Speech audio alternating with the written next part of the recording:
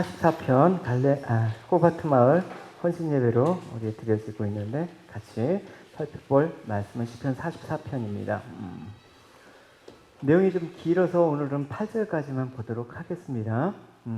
제가 1절 먼저 읽도록 하겠습니다. 하나님이여, 오늘 시편 44편은 아수르 2차 침입 때 그 절박했던 상황들을 배경으로 추정하고 있습니다. 추정했다라는 말은 여러 가지 설이 있기 때문에 그러고 정확치 않다라는 것입니다.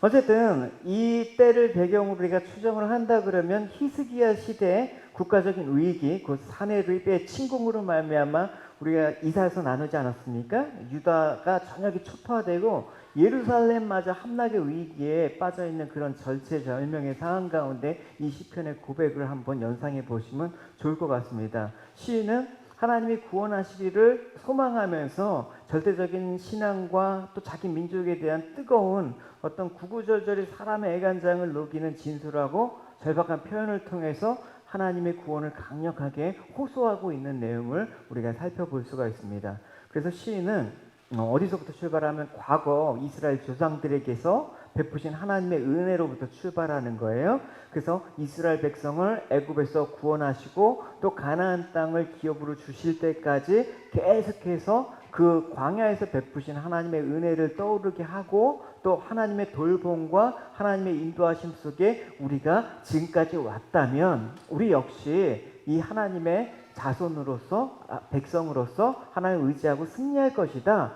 그런 어떤 방향을 갖고 고백하고 있는 시편입니다. 먼저 1절을 같이 읽어보도록 하겠습니다. 시작.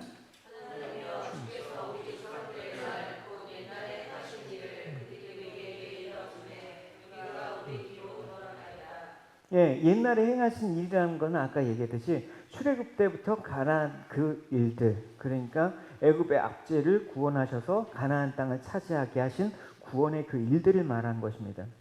그리고 우리는 이 시인의 그 가깝게는 이제 시인의 부모님의 세대부터 멀게는 그 출애굽도 가나안 정복 시대의 그 출애굽 세대까지 아우르는 전 세대를 뜻하는 것일 것입니다. 그래서 이스라엘 조상들은 그 자손에게 하나님의 행하신 일들을 어떻게 했다? 낱낱이 알려주셨다. 그러니까 우리가 지금 우리 귀로 들었다라는 것입니다. 아까 기도하는데 어떻게 오늘 설교 본문을 미리 묵상을 하셨습니까?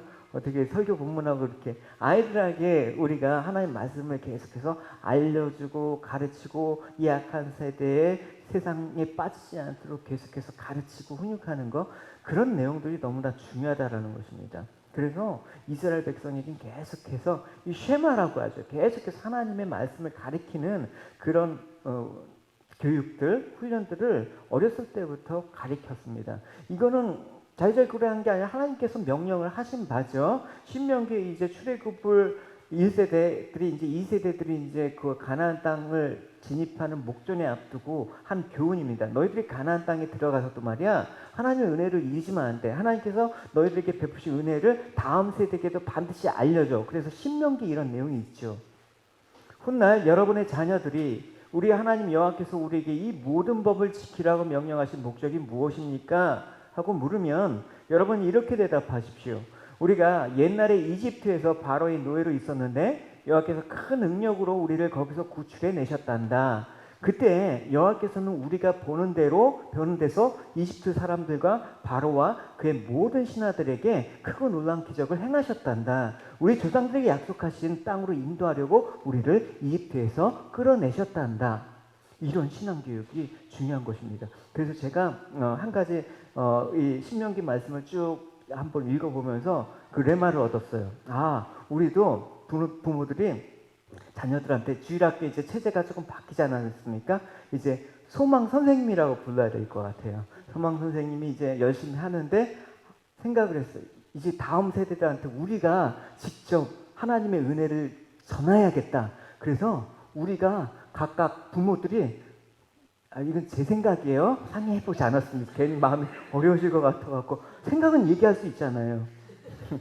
그래서 여러분들이 각각 엄마나 아빠들이 성경의 한 사건이나 한 인물을 중심으로 스토리를 만들어 오시는 거예요. 갖고 매주 한편 우리 아이들한테 부모들이 읽어주는 성경 동화, 성경 이야기, 이거를 만들어 볼까 합니다. 우리 부모들의 목소리와 표정으로. 예, 제가 또 그런 스킬이 좀 되잖아요. 그러니까 걱정하지 마시고 여러분이 제가 하나씩 주제 나는 노할래.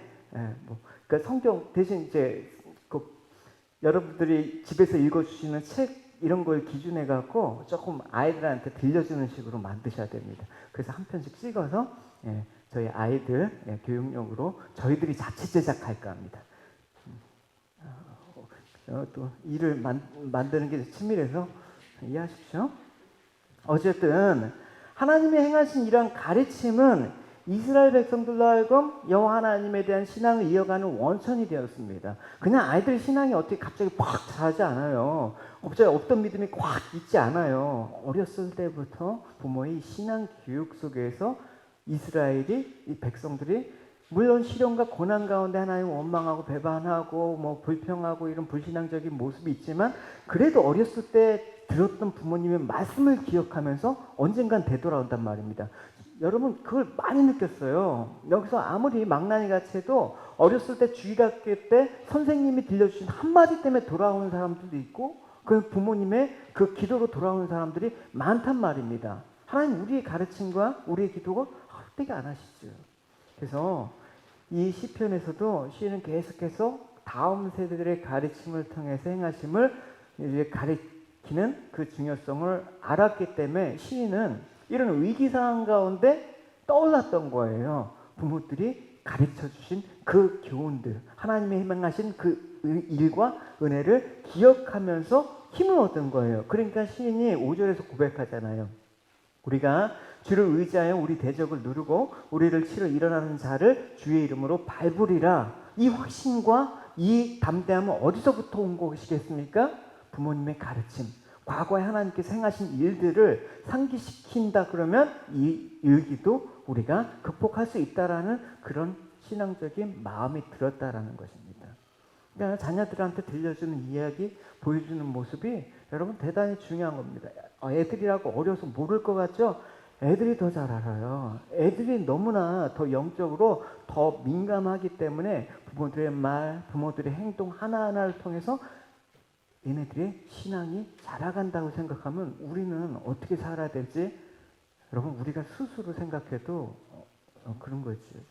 그러니까 애들 앞에서 매일 돈 얘기하고 매일 그런 얘기하는 애들 그런 거 자꾸 자라봐요. 여러분 아이들이 얼마나 여러분 안타깝습니까?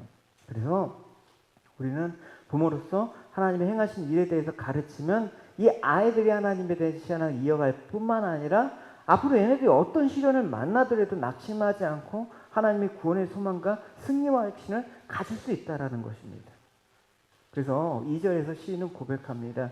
주께서 주의 손으로 백성을 내쫓으시고 우리 조상들을 이 땅에 뿌리박게 하시며 주께서 다른 민족들을 고달프게 하시고 우리 조상들을 번성하게 하셨나이다 라고 고백을 하고 있습니다. 이거는 여러분 어떤 걸 연상합니까? 농부가 작물을 정성스럽게 심고 가꾸는 것들을 연상하는 것입니다. 그러니까 끝없이 농부의 희생과 사랑을 비유적으로 지금 하나님의 그 사랑과 은혜를 시인은 고백하고 있습니다. 여러분 어떤 농부도 자기 밭작물이나 과수를 심었다고 해서 이제 내 할 일 다 끝났네 하고 그냥 팽겨치지 않습니다. 씨앗을 뿌려서 싹이 났으면 농사가 끝이 아니라 그때부터 시작이에요. 그러니까 농부는 때에 맞춰서 비료주고 물대주고 벌레주고 김도 매고 속간해주고 또 격가지를 쳐내주고 할 일이 되게 많아요. 제가 밀싹을 2년 넘게 길러봤지만 그것도 쉬운 게 아니더라고요. 아침마다 그 싹이 나갈 때까지 신문지로 이렇게 햇빛을 덮어놓으면 한 5일이나 한 일주일 정도의 싹이 발아하거든요. 그때까지 매일 물 주고 또 정기적으로 오전 햇빛에 줘야 돼요. 강한 햇빛은 말라요. 오전 햇빛에 주고 물 주고 또 다시 하고 그런 것들을 하는데 이 땅에 심은 농작물은 엄청나게 힘이 든단 말입니다. 그래서 농사일을 표현하기는 자식 돌보는 것보다 더 손이 많이 간다고 얘기해요.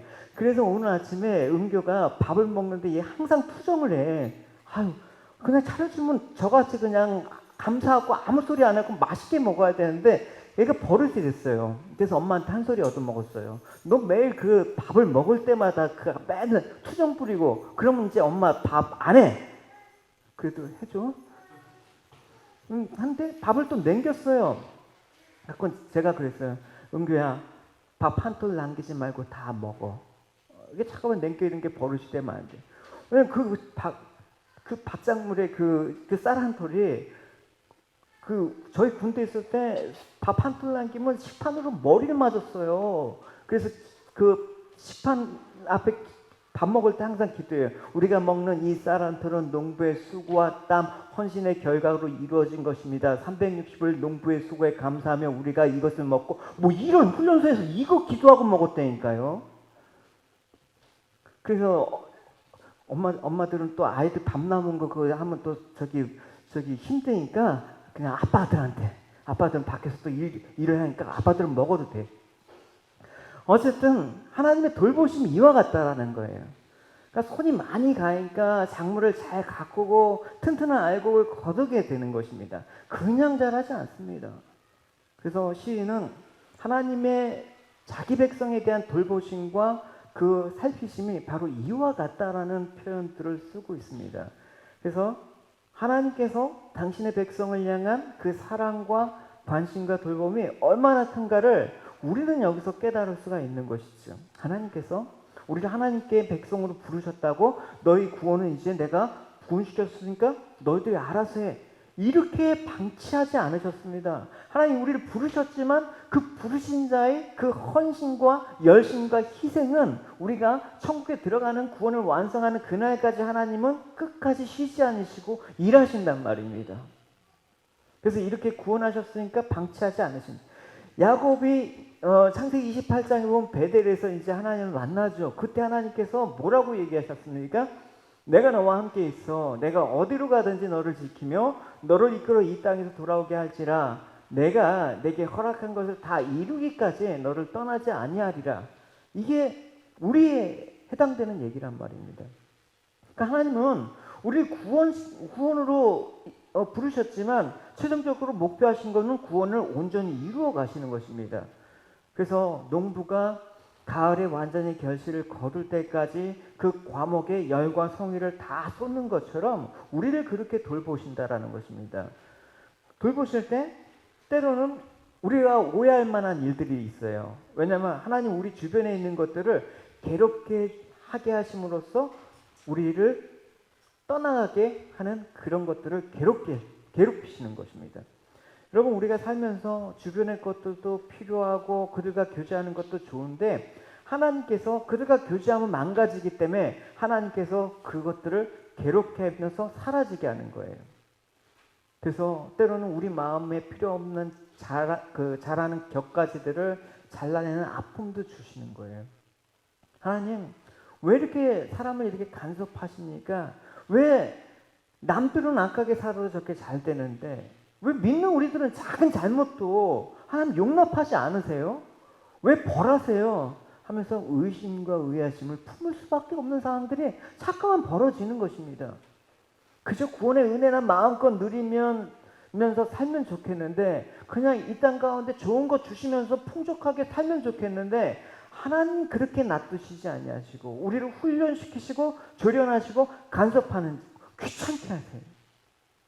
근데 이것이 하나님에 대한 사랑이에요. 이걸 귀찮다고 하고 이거를 오해한다고 그러면 잘못된 생각입니다. 하나님의 생각이 무엇인지 모르기 때문에 생기는 오해입니다. 하나님 우리를 정말 잘되기 원하십니다. 우리가 정말 무성한 가지가 돼서 풍성한 기쁨의 열매를 맺기를 원하십니다. 그러기 위해서 하나님은 우리를 간섭하신다, 돌보신다, 그 사실을 잊지 마셔야 되는 것입니다. 하나님 돌보심과 간섭이 있기 때문에 우리가 있는 거예요. 믿음의 사람들은 다 그런 경험들을 경험했습니다. 그걸 우리가 고난, 시련, 뭐 그런 거 핍박 이런 여러 가지 형태로 얘기하지만 어쨌든 그 중심은 뭐냐? 하나님 우리를 사랑하신다. 그렇기 때문에 우리를 돌보시고 간섭하신다. 그거예요. 사무엘상 24장에 보면 다시 그 엔게디 동굴로 피하는 그 장면이 나옵니다. 그때 어떤 일이 있었냐면 사울 왕이 막 쫓김을 당하고 있지 않았습니까? 그때 사울 왕을 제거할 수 있는 절호의 기회가 그때 온 거예요. 엔게디 광야에 숨어 있다는 소식을 듣고 사울 왕이 죽이려고 오는데 갑자기 볼일이 내려온 거라. 그래갖고 동굴에 가고 볼일을 보는데 마침 그곳에 다윗과 부하들이 숨어 있는 거예요. 이건 완전 도간에 있는 쥐란 말이에요. 무방비잖아요. 그래서 다윗의 측근들이 이렇게 조언한 거예요. 다윗이 사람들이 이르되 보소서 여호와께서 당신의 이르기를 내가 원수를 내 손에 넘기리니 내 속에 좋은 대로 그에 행하라 하시니 이것이 그날이다 하니 다시 일어나 사울의 거듭 가락을 가만히 배웠다. 그러니까 아시다시피 다윗은 오랜 세월 이 사울 왕의 위협 가운데 고통을 당하고 살았습니다. 그러니까 부하들의 조언을 듣고 어떻겠습니까? 아, 맞아. 이런 조언이 맞다고 생각했을 거예요. 그러니까 다윗은 일단 칼을 뽑았죠. 그래서 죽여야겠다 하면서 해서 일단 겉옷자락을 뱄어요. 그때 5절에 어떤 내용이냐면 그리한 후에 사울이 옷자락을 뱀으로 말미암아 다윗의 마음이 찔렸다라고 얘기하고 있어요. 지금 다윗의 본능대로 하자면 어떻게 되는 거예요? 두말할 필요도 없어요. 사울의 목을 그냥 날려버려야 되는 거예요. 근데 자기 감정에 따라 사울을 죽일 수 없었던 까닭은 뭐예요? 마음의 찔림이 온 거예요. 이 찔림이라는 건 뭐예요?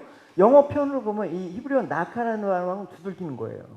하나님께서 비트 계속해서 다윗의 마음을 그때 두들기시는 거예요. 야! 왜? 너 그렇게 너 감정대로 해버리면 후회해. 살인하면 안 돼. 그리고 사랑 어쨌든 내가 세운 왕이야. 내가 처분할 테니까 너는 죄를 저지르면 안 돼. 이런 찔림을 계속해서 하나님께서 마음에 찔림을 주셨다라고 얘기하고 있습니다. 여러분 하나님께서 계속해서 마음에 두드리시는 그 간섭함이 있기 때문에 다윗은 자기 감정대로 행하지 않았다라는 거예요. 그래서 그날 사울을 죽일 수밖에 없었지만 중요한 포인트는 뭐냐? 하나님이 다윗을 간섭하셨다가 포인트예요. 우리를 간섭하시는 거예요. 내 생각대로 하면 다윗을 죽이면 이제부터는 고통 끝, 평안 시작이에요. 아무도 다윗을 막을 사람이 없는 거예요. 그 상황 가운데 하나님께서 간섭하신다. 이때 여러분 어떻게 생각할 거예요? 하나님 정말 이루시기에요? 뭐 이런 마음 안 들겠습니까? 하나님 계속해서 저 이런 고통 가운데 있기를 바라시는 거예요? 이런 마음 안 들겠습니까? 그러나 우리가 세상에 속한 사람이 아니지 않습니까? 하나님의 사람 아닙니까? 세상 보십시오. 자기 충동대로 살아가고 자기 감정대로 살아가고 그냥 내키는 대로 살아가요. 남이 어떻든 그냥 자기 감정이 좋을 대로 마음을 그냥 던지면서 쏟아 부으면서 분노와 막 시기와 악독같이 그 모든 마음에 있는 독을 쏟아내면서 살아가고 있어요. 본인도 죽겠고 그거 받는 사람도 죽는 거예요. 왜 그렇습니까? 마음에 찔림이 없기 때문에, 하나님의 간섭하심이 없기 때문에 그런 일들이 벌어지는 거예요. 사사시대 때 뭐라고 얘기하고 있어요? 그때 이스라엘에 왕이 없기 때문에 그냥 자기 소견에 옳은 대로 그냥 막 해버리는 거예요. 우리는 하나님을 왕으로 모시는 백성들 아닙니까? 우리가 하나님의 사람이라면 이 땅에 살아가는 동안 오늘 다윗에 있었던 그 찔림과 같이 오늘 시편에 고백한 하나님께서 계속해서 우리를 간섭하고 돌보시는 그 고백과도 같이 이런 두드림이, 이런 간섭함이 우리에게 있을 수밖에 없는 거예요, 여러분. 이런 간섭함이 없으면 사생자라고 분명히 얘기하고 있지 않습니까? 그래서 우리 삶을 돌보시기 위해서 간섭하시는 그 하나님을 우리는 기뻐하시기 바랍니다. 할렐루야. 그 이유가 뭐냐? 하나님 왜 우리를 간섭하시는 그 이유는 우리가 하나님의 영원한 기쁨의 대상이 되기 때문에 그래요. 그 시편 기자는 3절에 이렇게 얘기하고 있어요. 같이 읽어봅시다. 시작.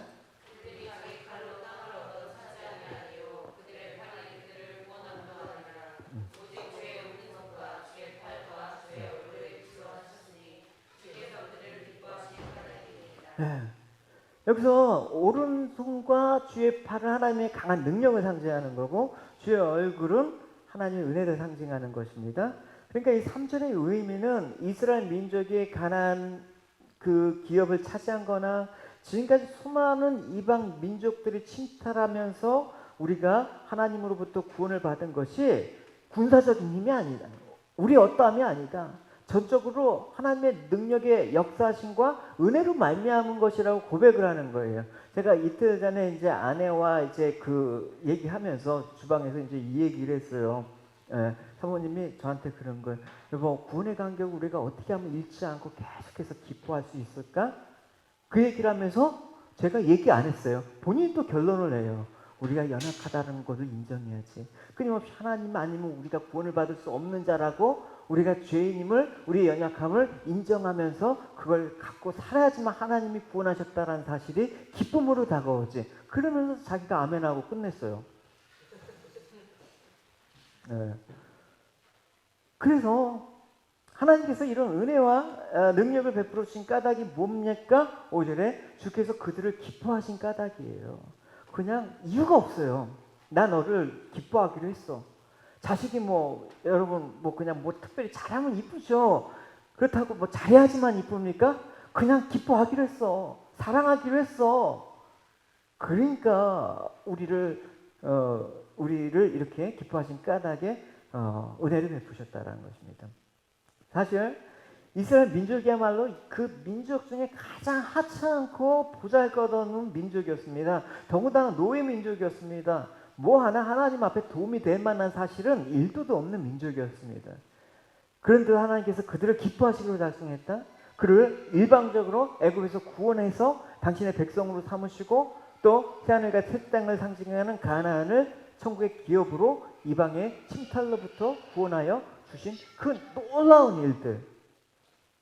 그러니까 하나님이 이스라엘을 기뻐하신 그 이유는 정확하게 우리가 알 수는 없지만, 하나님 왜 우리를 기뻐하셨어요?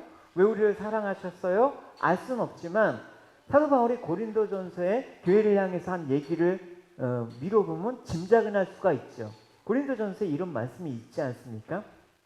형제들아, 너희를 부르심을 보라. 육체를 따라 지혜로운 자가 많지 아니하며 능한 자가 많지 아니하며 문벌 좋은 자가 많지 아니하로다. 그러나 하나님께서 세상에 미련한 것을 택하사 지혜 있는 자들을 부끄럽게 하려 하시고 세상에 약한 것을 택하사 강한 것을 부끄럽게 하려 하시려고 하나님께서 세상에 천한 것들과 멸시받는 것과 없는 것들을 택하사 있는 것들을 폐하려 하시나니 이는 아무 육체도 하나님 앞에 자랑하지 못하게 하려 하심이라.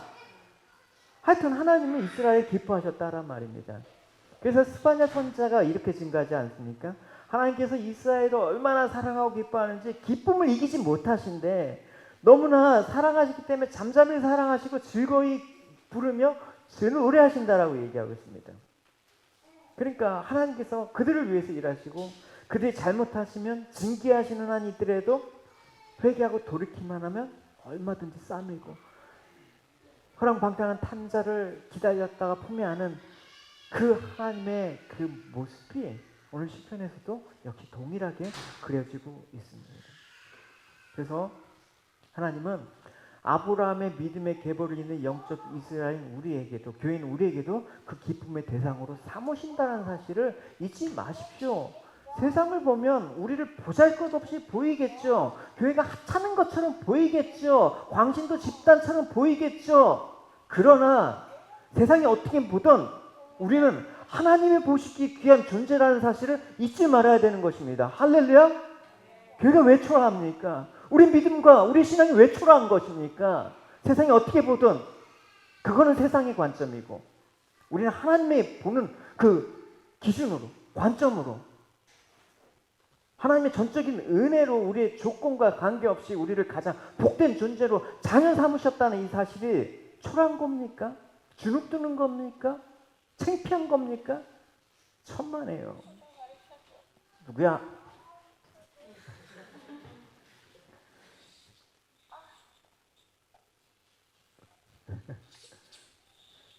마이크 끄세요.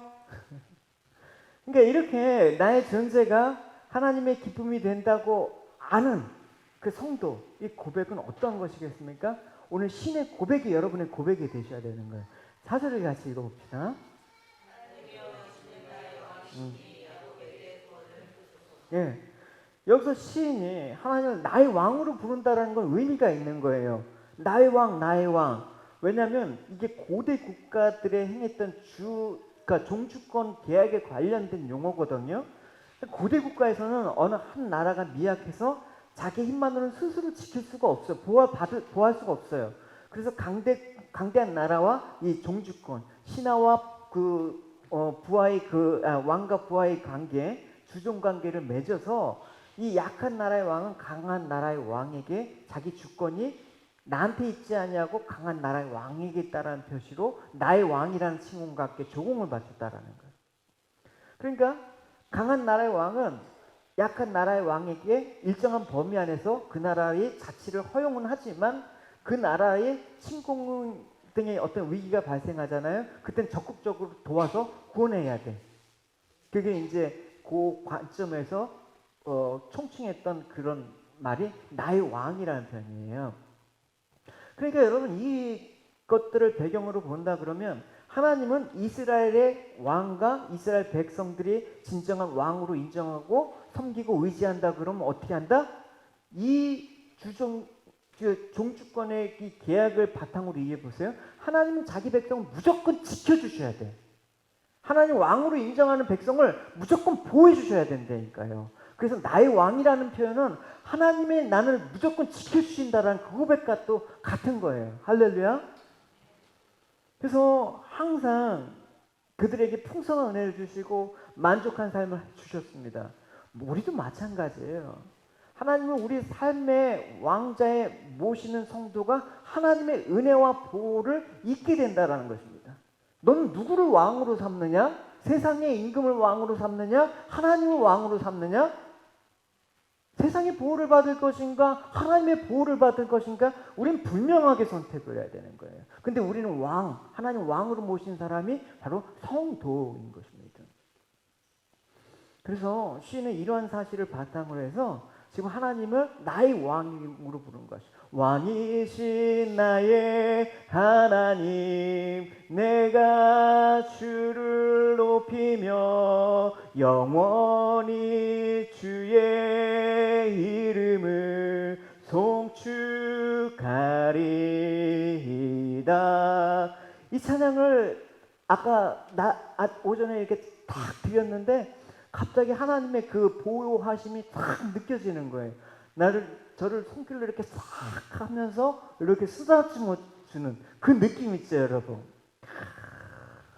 은혜에 취해서. 어쨌든 그래서 5절에 이 나의 왕이라고 부르는 이 다윗의 고백 속에서 그 신의 고백에서 비춰볼 때 5절의 말씀이 이제 분명히 여러분 이제 이해가 가실 것입니다. 5절 같이 읽어봅시다.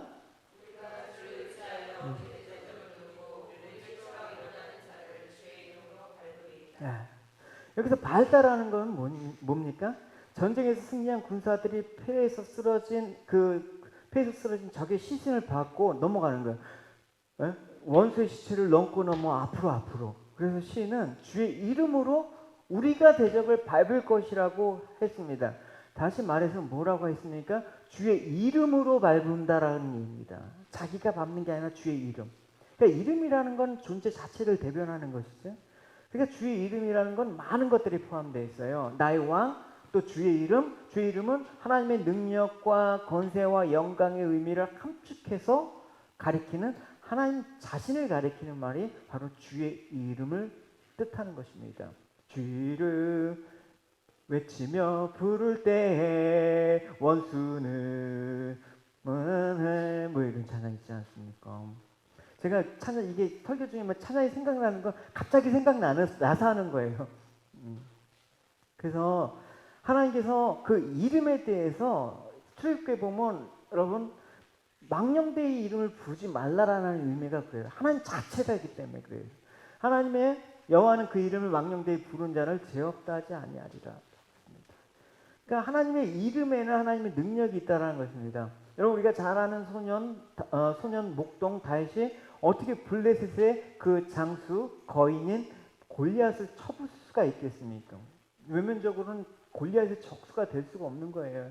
근데 다윗이 이스라엘 군대의 하나님의 이름으로 내가 나아간다. 라고 맞섰을 때 물맷돌 한 방으로 골리앗이 엎어졌단 말입니다. 신약에서도 보면 베드로가 나사렛 예수의 이름으로 나면서부터 안진병이 된 자를 치유한 장면, 또 예수님께서 제자들을 파송했을 그 당시에도 나사렛 예수의 이름에 귀신들도 굴복한다는 사실을 알고 있었어요. 그러니까 주의 이름에는 하나님의 능력이 고스란히 내포되어 있다는 것입니다. 근데 또 그렇게 해서는 안 돼요. 마치 주의 이름이 무슨 주문이나 힘을 내는 구호처럼 여겨져서는 안 되는 거예요.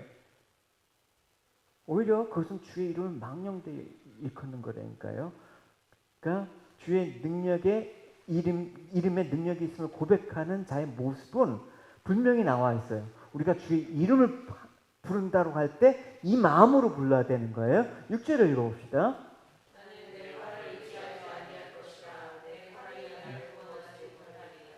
나는 칼과 활을 의지하지 않을 거예요.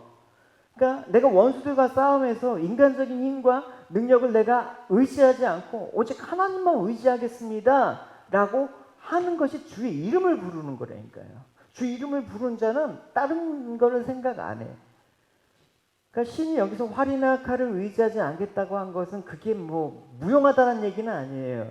나름대로 자기를 지키는데 보호하고 유용한 도구가 될 수 있는 것들이기는 하지만 본질적으로 그것이 구원과 보호를 보장하진 않는 거예요. 더 나아가서 시인은 자신이 그걸 쥐고 있는 동안은 하나님의 도우심을 얻을 수 없다라는 사실을 알았기 때문에 그런 것입니다. 여러분 한번 생각을 해봅시다. 시인이 자기가 보호하고 있다고 여겨지는 것을 손을 꽉 쥐고 있을 때 하나님께서 만약에 도와주신다고 가정을 해봐요. 그러면 그 공로를 누구에게 돌릴 것 같습니까? 아, 하나님이 다 하셨습니까? 이럴까요? 천만에요. 그렇지 않아도 핑계거리를 만들면서 자기 공로를 주장하고 싶은 게 인간인데 하나님의 도우심이 명백한 상황에서도 그걸 부정하고 부인하기를 조금도 꺼리지 않을 사람이 바로 우리들입니다. 그래서 하나님께서 우리가 의지하고 있는 상황에서 세상 것을 의지하고 있는 상황에서 도와주신다고 해도 그거 갖고 하나님 인정하고 경배하는 데 도움이 되지 않습니다. 여러분 우리가 제일 하기 전만 제가 나중에 잘 되면 시간 있으면 돈 있으면 뭐하면 제가 하나님께 잘 뻥인지 알잖아요. 여러분 안 해요. 안 해. 그게 도움이 될 것 같습니까? 오히려 정말 절박한 위기 가운데 하나님만 의지하는 그 사람이 하나님 진정 높이는 그런 마음의 중심을 올릴 수 있는 사람이라는 거를 제가 이제까지 사람들을 보아하면서 느꼈던 거예요. 그러니까 오히려 하나님은 없어도 되는 것처럼 착각하면서 우리는 그렇게 살아간다라는 것입니다. 오늘 예배 이거 안 드려도 내가 사는 건 진짜 없는 것처럼 그냥 살아가는 것이죠. 그래서 여러분 사람의 마음은 뭘 누군가 하여튼 의지하게 돼 있어요. 그래서 종교도 그렇고 뭐 어떻게 됐든 간에 이 불안한 마음이 우리에게 늘 있기 때문에 무언가를 손에 쥐어야 된다는 생각을 합니다. 그러면서 하나님 믿는다고 생각을 합니다. 그러나 하나님은 되게 이런 부분에서 냉정해요. 그 손 놔. 안 그러면 너 안 도와줄 거야. 뭐 이렇게 예를 들어 볼게요. 기드온을 한번 봅시다. 하나님께서 메뚜기 같은 미디안 군대를 물리치는 일에 기드온이 이제 싸우려고 하는데 32,000명이나 군사가 모집해요. 이거 할만해. 예. 근데 하나님께서 많은 군대 32,000명 많어. 그거 너가 쥐고 있는 거 놓지 않으면 내가 안 도와줄 거야. 그래서 하나님께서 1만 명으로 이제 1만 명으로 이제 기드온이 줄인단 말입니다. 그때 하나님께서 더 줄여. 그래서 남은 게 몇 명이에요? 300명이잖아요. 우리는 이들을 300명의 용사라고 표현해요. 이들이 300명이 뭐 일당 100으로 해갖고 이겨서 용맹했기 때문에 용사라고 표현한 게 아니라 이들이 자기 힘으로 승리한 것이 아님을 나타내는데 숫자에 불과한 것이라는 것을 알려주기 위해서 300명만 남은 거란 말이에요. 그러니까 우리가 하나님의 진정한 도우심을 구하는 자들인가 뭐부터 내 손에 있는 것부터 털어야 됩니다. 털어야 되는 것입니다. 네.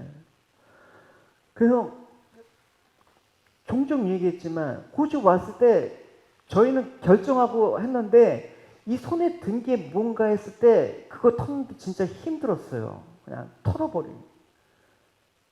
그때 하나님께서 돌보심을 느꼈기 때문에 저는 이런 간증을 한다라는 거에 대해서 꺼리낌이 없어요.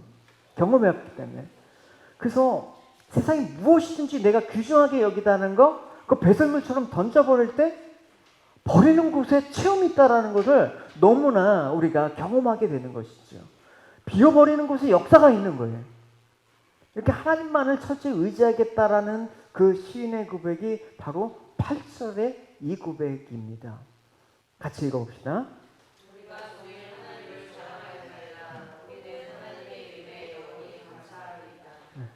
우리가 영원히 하나님만 자랑하겠습니다. 우리의 구원을 자랑하겠습니다. 그러니까 우리가 기쁨의 찬송의 대상이 되는 것처럼 이스라엘 백성에 있어서 하나님은 자랑이었습니다. 하나님의 이름을 찬송하지 않을 수가 없는 것입니다. 세상 자랑 다 버리고 주 예수보다 더 귀한 것은 없네. 예수밖에는 없네. 예수만 자랑하는 인생. 왜? 하나님 우리 자랑이 되셔야지만 자랑인 거죠. 그죠? 오늘날 세상에 비난을부터 창피하다고 해서 내가 믿는 것도 창피해. 아, 내가 교회 다니는 것도 창피해. 이런 사람 무슨 성도예요? 여러분. 하나님은 우리 성도들에게 영원한 자랑과 찬송이 대상이 되십니다. 할렐루야. 하나님의 은혜로 우리가 전적으로 죄에서 구원을 받았잖아요. 우리 공로도 하나도 없잖아요. 뭐 잘한 것도 없잖아요. 지금은 더군다나 하나님의 자녀로 살아가고 있잖아요. 또 장차 하나님의 기업을 상속받았잖아요. 우리가 과거 형편이 어땠습니까? 먹고 살만했습니까? 죄와 사망에서 종로를 타던 자였습니다. 우리가 죄 아래서 신음하다가 멸망당할 자들이었습니다. 우리 힘으로는 죄와 사망의 굴레에서 도저히 벗어날 수 없는 사람들이었습니다. 그런데 하나님께서 우리를 기뻐하셔서 오로지 당신의 능력과 은혜로 얼굴빛이 우리에게 비추심으로 죄에서 구원하여 주셨습니다. 영광의 자녀로 삼아 주셨습니다. 약속의 기업을 주셨습니다. 또 지금도 우리를 해하려는 많은 대적으로부터 우리를 보호하고 우리가 죄악의 길로 가지 않도록 간섭해 주십니다. 주가 보이신 생명의 길, 나 주님과 함께.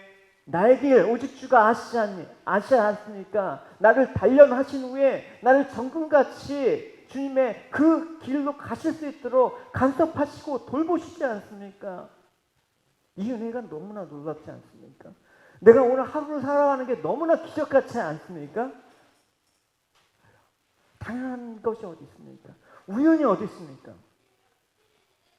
과연 하나님은 나의 자랑이십니다. 하나님 나의 평생의 힘이 되십니다. 나의 평생의 의지가 되십니다. 이런 고백을 하시기 바랍니다. 할렐루야. 하나님의 기쁨에 우리가 기쁨의 찬송과 대상이 바뀌어서는 안 되는 거예요. 디모데후서에 보면 사도 바울이 이 기쁨과 찬송이 대상이 바뀐 한 사람을 소개하고 있어요. 그 사람이 누구냐면 대마는 이 세상을 사랑하여 나를 버리고 데살로니가로 갔다라고 얘기하고 있습니다. 나를 버렸다라는 말은 뭡니까? 예수 그리스도의 일을 버렸다라는 의미가 담겨 있는 것입니다. 타락했다라는 의미예요. 요한일서 분명히 말씀하고 있잖아요. 이 세상이나 세상에 있는 것들을 사랑하지 말라. 누구든지 세상을 사랑하면 아버지의 사랑이 그 안에 있지 않는 거야 라고 얘기하고 있습니다. 그러니까 세상을 사랑하는 사람은 다른 존재, 이 세상 임금의 지배를 받는 거예요. 이 세상 임금의 영향력 아에 있는 거예요. 근데 그걸 또 자랑하네. 그걸 사랑하네. 종종 우리는 세상을 사랑하는 것이 아무런 해가 되지 않는다라고 여겨요. 마치 하나님만 사랑한다면 무슨 편협한 사람처럼 여기는데, 그래서 나는 신앙도 있지만 세상에 대해서 관대, 포용력이 있어 이러면서 뭐예요? 나는 편협한 사람이 아니라는 것이죠. 나는 세상을 향해서 열려있고 합리적인 종교이냐, 합리적인 크리스찬이야 라면서 자기 합리화를 하는 거예요. 분명히 말하지 않았습니까? 세상 사랑하는 거 위험한 죄입니다. 이 죄 때문에 우리가 원수의 손아귀에 들어가게 되는 것입니다. 세상을 사랑하는 마음을 합리화하는 자기 기만에 빠지지 않으려면 우리는 하나님 편에서 세상을 사랑해야 되는 거예요. 세상을 사랑하지 말라라는 게 아니라 하나님 편에서 세상을 사랑하는 것과 세상 임금 편에서 세상을 사랑하는 것과는 다른 거란 말입니다.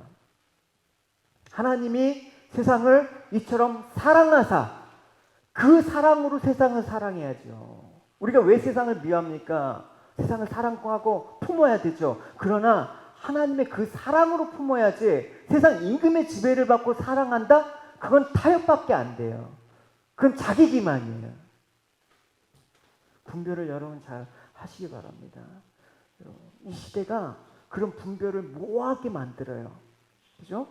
수많은 인본주의와 이 세상의 원리를 갖고 교회의 신앙을 설명하려고 하면 이렇게 합리화시키는 잘 깨어 있어야 되는 거예요. 하나님 성경 말씀밖에 없는 거예요. 때로는 여러분 요즘 믿음의 서적, 신앙 서적도 제가 보고 있지만 요즘 나온 서적들도 상당히 위험한 것들이 많기 때문에 요즘 함부로 뭘 책을 권해줄 수가 없는 거야. 그래서 너무나 우리 입장에서 쓴 거기 때문에 하나님의 입장에서 쓴 신앙서적. 그래서 여러분 권해드리는 것은 진짜 청도교 시절 때 그 하나님만을 신앙했던 그 사람들의 신앙서적들을 읽으세요. 여러분 영어로 말하면 이제 고전 영화, 고전을 여러분 소설도 고전 소설을 읽어야 돼요. 네, 요즘 나오는 베스트셀러 이런 것도 다 여러분 못 믿을 거예요. 그러니까 많은. 어쨌든 우리가 세상과 어떤 관계를 맺어야 될지 제대로 보여준 모범의 삶을 산 사람이 누구입니까? 사도 바울 아닙니까? 사도 바울이 이 세상을 살면서 이 세상의 것들을 배설물로 여겼지만 그거를 천시하지 않았습니다. 사도 바울도 재물을 사용하는 걸 기뻐했어요.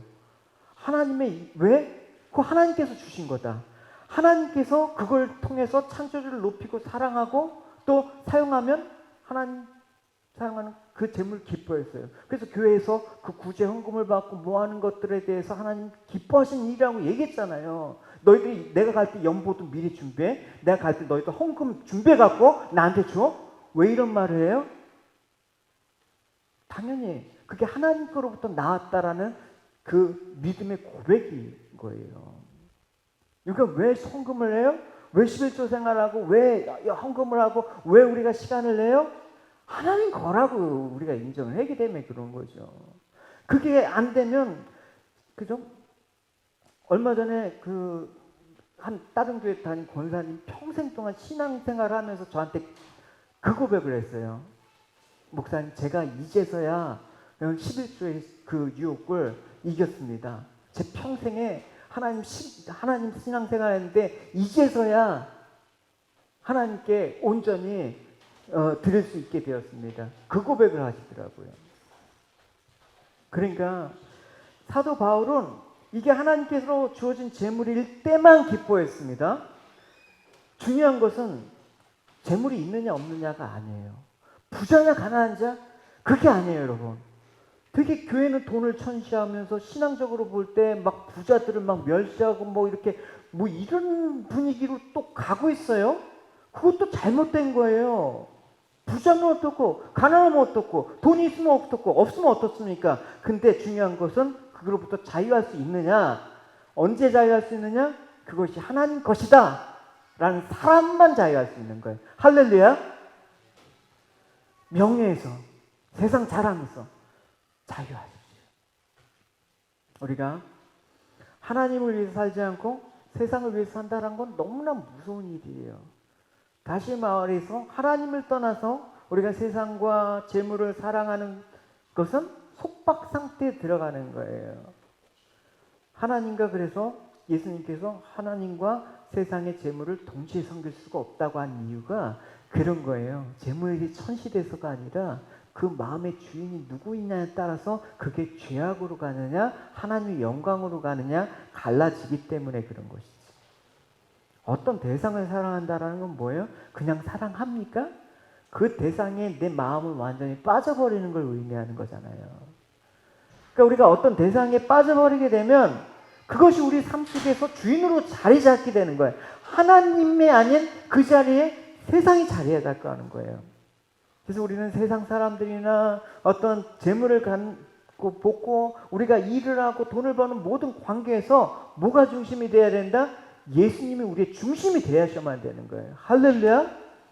그래서 사도 바울은 고린도전서에서 너희는 그리스도의 것이고 그리스도는 하나님 것이다. 그 얘기를 분명히 얘기하고 있습니다. 그래서 우리의 생각과 감정이 주님 중심으로 항상 돌아가야 되는 것입니다. 흔들리지 마십시오, 여러분. 이게 맞는지, 이렇게 신앙생활하는 게 맞는지, 세상의 판단과 그 감정들에 휩싸이지 마시고 오직 그냥 갈 길 가십시오. 나에게 주어진 이 길을 가십시오. 하나님 말씀밖에 없는 것입니다. 오직 주님을 통해서 하나님이 보시는 그 눈으로 세상 것들과 하나님을 사랑하십시오. 할렐루야. 재물이 있든 없든 주님이 항상 중심에 있길 바랍니다. 사람을 사랑할 때도 인간적인 사랑이 아니라 하나님 우리를 사랑했던 그 마음으로 사랑할 때 그것이 예배죠.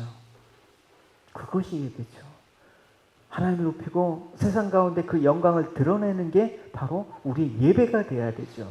이 예배는 우리가 하나님으로부터 받은 구원과 은혜의 기쁨과 찬송이 반드시 올려드려야 되는 것입니다. 여러분 평생 동안 하나님을 자랑하시기 바랍니다. 할렐루야. 하나님만이 나의 자랑이십니다. 할렐루야. 하나님만이 나의 영원한 영광과 찬송을 들려드리실 유일한 분이십니다. 나는 다른 존재에게 예배하지 않겠습니다. 결정하고 하나님의 간섭과 돌보심 속에서 우리 구원의 완성을 이루신 하나님이 오셔서 모든 우리 아픔과 수고와 슬픔을 갚아주실 때까지 우리 힘내서 열심히 신앙생활 해봅시다. 네, 우리 같이 함께 기도합시다. 우리 같이 기도하실 때 이 시간 하나님 자리를 대신해서 차지하고 있던 것들 우리에게 생각나게 하시고 다시 우리의 모든 삶들이 하나님 예수님 중심으로 돌아가게 해주십시오. 하나님 내 삶이 하나님 예수 중심으로 주님이 나의 왕이시고 주님의 돌보심과 보호와 관심 속에서 그렇게 은혜로 살아가는 삶 되게 해주십시오. 우리 같이 함께 합심해서 기도하시겠습니다. 하나님 감사합니다. 하나님 다시 한번 우리가